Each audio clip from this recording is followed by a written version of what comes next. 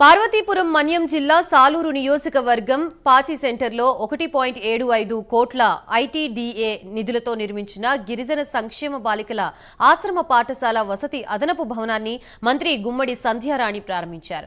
విద్యార్థులకు మెస్ ఛార్జీలు పెంచి మెరుగైన ఆహారం అందిస్తామని మంత్రి హామీ ఇచ్చారు.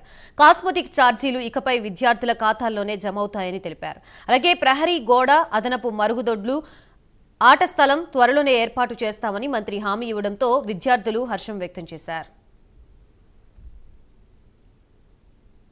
పాచిపెట్టలో గిరిజన ఆశ్రమ ఉన్నత పాఠశాలను 1,75,00,000తో నిర్మించుకున్న ఈ భవనాన్ని శంకుస్థాపన చేయడానికి విచ్చేసిన అందరికీ పేరు పేరున హృదయపూర్వక నమస్కారాలు తెలియజేసుకుంటున్నాను.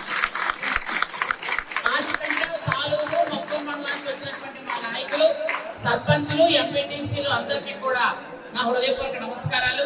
అలాగే అధికారులకు, పాత్రికేయ మిత్రులకు అందరికీ నా హృదయపూర్వక నమస్కారాలు. ముఖ్యంగా పిల్లలందరికీ మా ఆశీస్సులు. Thank you. టోటల్ గా పిల్లలంతా ఎంతమంది ఉన్నారు?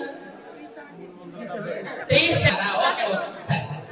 అయితే మనకి పాచిపెట్టలో గర్ల్స్ కోసం ఆశ్రమ పాఠశాల నిర్మించాలని అనుకోవటం అది కొంచెం లేట్ అయ్యింది. తర్వాత మొన్న చంద్రబాబు అందుకనే మనం స్టార్ట్ చేసాం. అయితే ముఖ్యంగా పిల్లలందరూ బాగా చదువుకుంటున్నారా? అందరూ కూడా. ఎందుకంటే ఈ మధ్య కాలంలో అబ్బాయిల కంటే అమ్మాయిలే బాగా చదువుకుంటున్నారు. ఎందుకంటే అవును అన్న అమ్మాయిలే బాగా చదువుతున్నారు. అవునా కదా?